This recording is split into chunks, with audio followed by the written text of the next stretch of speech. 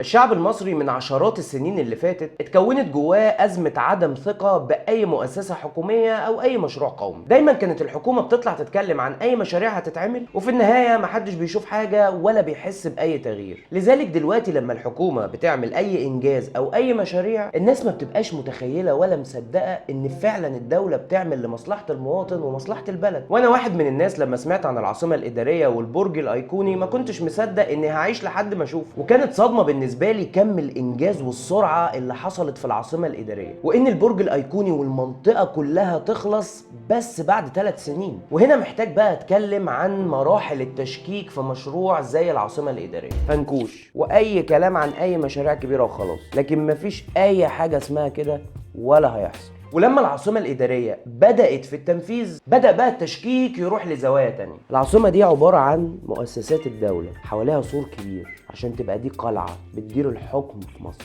واستمر التشكيك لحد ما العاصمة الإدارية تعدت 80% من الإنشاءات. وهنا بقى بدأ التشكيك من زاوية تانية. هسألك سؤال، هي مصر جابت الفلوس اللي عملت بيها كل ده وبالسرعة دي منين؟ الفلوس اللي المفروض تتصرف على الشعب بتتصرف على العاصمة، وبالتالي الأسعار بتزيد وبنلبس في قروض أكتر.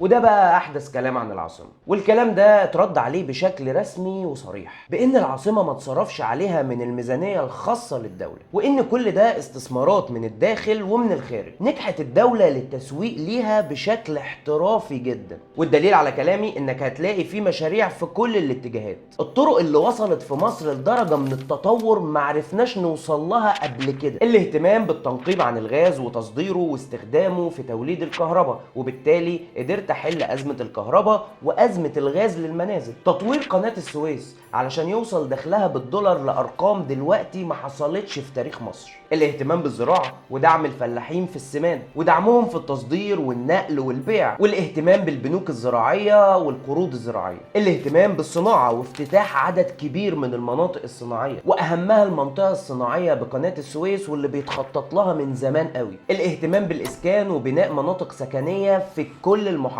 الاهتمام بالسياحة وتحسين العلاقات الخارجية بعد ما كانت السياحة بتموت ورجعت بتدخل مليارات. ده غير بقى الاهتمام بما يسمى السياحة الترفيهية، واللي هو بيعتبر الترند دلوقتي في العالم. فعملت العاصمة وجددت منطقة الأهرامات، وعملت العلمين الجديدة، وعملت أكبر مراسم لنقل المومياوات وافتتاح طريق الكباش، والعالم كله انبهر. التطوير في السكك الحديدية، كم المصانع اللي تم بنائها وتشغيلها، وعندي حاجات تانية كتير اقدر اتكلم فيها انها اتعملت. وبرضه معاك ان لسه في حاجات كتير محتاجة تتعمل. بس يا جماعة اهو الحمد لله بدأنا نبقى بنعمل. احنا كنا في حالة صعبة جدا، كنا فاقدين الامل في بلدنا. عارف ان لسه التعليم محتاج، بس حصل فيه تطوير ولكن مش كافي ولا مؤثر، فبيحاولوا تاني. الصحة لسه محتاجة كتير، بس حصل فيها تطوير ولكن لسه عايزين كتير. المهم انها مش مهملة تماما زي ما زمان كانت كل الحاجات مهملة. لسه في فساد ورشوة ولكن نسبته قلت، وبيتحارب فعليا مش كلام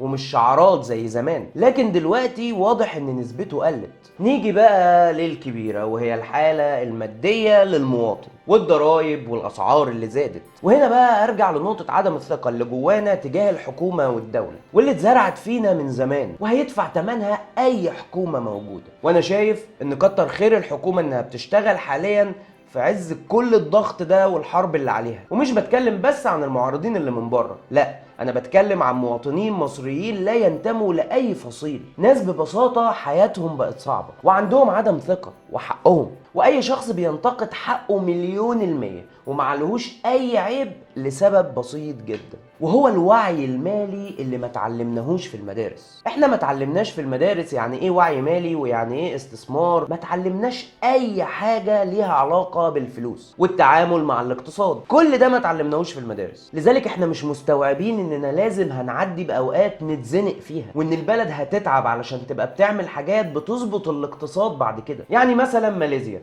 وصل الاقتصاد بتاعها لمرحلة قريبة جدا من الإفلاس، وقتها جت حكومة خدت قرارات وعملت مشاريع علشان تبني مستقبل قوي جدا للبلد. بس هل ده حصل في يوم وليلة؟ لا، ده حصل في 30-40 سنة على الأقل. الناس بقى اللي عاشت خلال ال 30 سنة دول وعصرتها، هل كانت مرتاحة؟ وهل الاقتصاد وقتها كان جميل؟ أكيد تعبوا وجابوا آخرهم والأسعار تعبتهم. زي كده مثلا لو أنت فرد مش بتشتغل ومش لاقي شغل ومش معاك فلوس وعندك أسرة ومش عارف تعمل إيه، والدنيا خلاص على الحديدة، حتى الحديدة مش موجودة، بس هتعمل إيه؟ هتاخد قرض أو هتستلف مبلغ أو هتبيع شوية الذهب لو فيه. وهنا بقى قدامك طريقين: اما انك تاخد الفلوس دي وتاكل وتشرب بيهم انت والعيال وتجيب لبس وتدي كل واحد فلوس لمصاريفه لحد ما الفلوس تخلص وما تبقاش وقتها قادر تسدد القرض وكمان رجعت لنفس الصفر اللي انت كنت عليه. الطريق التاني انك خدت الفلوس اشتريت بيهم تاكسي او فتحت بيهم مشروع علشان تصرف منه وتسدد منه فلوس القرض،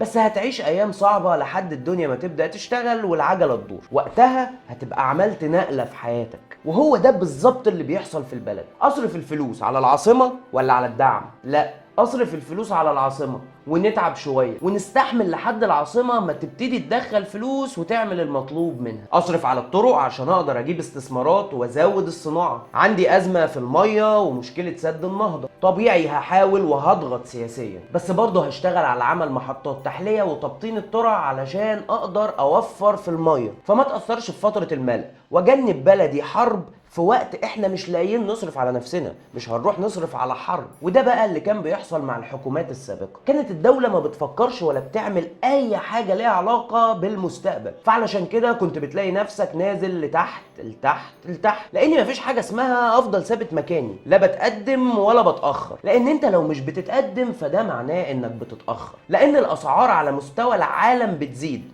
واحنا مصاريفنا بتزيد علشان عددنا بتكبر، فكان لازم نعمل وقفة. الاحلى بقى انك بتعمل مشروع زي العاصمة من غير ما تيجي عند فلوس الدولة، فليه لا؟ وبدل ما تقول احط الفلوس في العاصمة ولا في التعليم، فلا يا عم، انا بحط الفلوس في الصحة والتعليم والدعم على قد ما اقدر، بس بعمل مشاريع تخليني في المستقبل بقدر اعمل اكتر واكتر ومن غير ما اخد فلوس من ميزانية الدولة او استلف. الدولة في العاصمة اتكلفت فقط البنية التحتية والباقي كله استثمارات. بيع الأراضي اللي اتعمل عليها مشاريع سكنية في 2020 فقط دخل لحساب شركة العاصمة 300 مليار جنيه، وده في سنة واحدة. ده غير ان كمان دي أراضي سكنية، يعني غير الأراضي اللي اتاخدت علشان يتعمل عليها الأبراج السياحية والميكس يوز، ودي بقى أراضي أغلى بكتير جدا، أسعارها عدت التريليون، لأن انت بتتكلم عن 420 مطور عقاري، مبالغ كبيرة جدا هتغطي كل المصاريف. ومنطقة زي منطقة المال والأعمال اللي فيها البرج الأيقوني كل تكلفتها من الصين، مش هندفع أي حاجة من تكلفتها غير على اقساط لمدة 13 سنة وبتبدأ من بعد تشغيل المنطقة. يعني هبدأ في دفع الاقساط لما المنطقة تشتغل وتبتدي تدخل فلوس. في النهاية بقول للحكومة ربنا معاكم واستمروا، بس لازم تفهموا الناس بتنتقدكم ليه وايه اسبابها، وان الاسباب دي جاية من تراكم سنين طويلة مع حكومات فاشلة. وانا اعتقد انكم عارفين الكلام ده كويس، لان انا بشوف رئيس الوزراء دايما بيرد بارقام، وبيرد دايما على كل الانتقادات بارقام وبالمنطق وبالحقائق وبالدلائل، بس اللي يسمع ويهتم.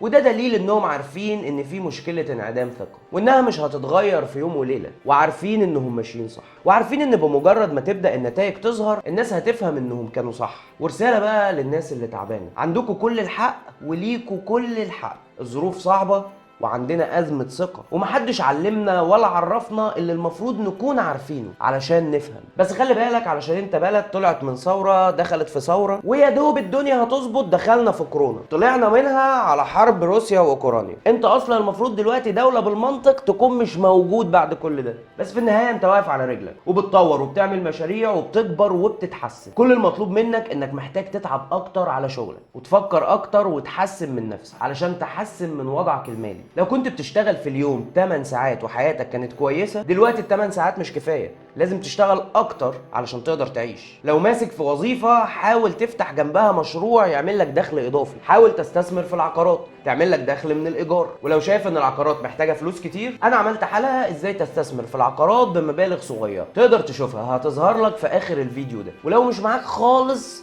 دور على مشروع يكون مش محتاج رأس مال، وهعمل حلقة عن الموضوع ده قريب. المهم اعمل حاجة، متفضلش قاعد وتشتكي وبس. وقلت لك انت معاك حق تشتكي وكتر خيرك، بس طب والعمل. ما احنا لازم نتحرك علشان ننقذ نفسنا وتنقذ عيلتك. لازم نتحول لشعب منتج اكتر، لازم نسرع من ايقاعنا اكتر واكتر، لازم نتعلم مجالات اكتر ومهارات اكتر ونفكر بره الصندوق، لازم وبسرعة علشان نعرف نعوض زيادة الاسعار والظروف الصعبة اللي العالم كله بيشتكي منها. وفي النهاية الصين من كتر ما شعبها اتحول لشعب منتج وبيحب الشغل ومعلم على العالم كله، بدأت الناس ما تخلفش، واللي بيخلف طفل وشكرا على كده، واللي بيخلف 2 ده كده يبقى نجم. الدولة لقت ان السنة اللي فاتت الموضوع هيخرج عن السيطرة، لان لازم يكون في عدد مواليد معين يكون بيحصل عشان يفضل في الوضع الطبيعي، والا هتبقى رايح على ان اعدادك هتقل، وفي النهاية الصناعة والانتاجية هتتأثر، لان القوة البشرية هي سلاح الدولة. دلوقتي الصين بتتحايل على الشعب عشان يخلف اكتر، وبتعمل كل حاجة انها تغري الناس انها تخلف.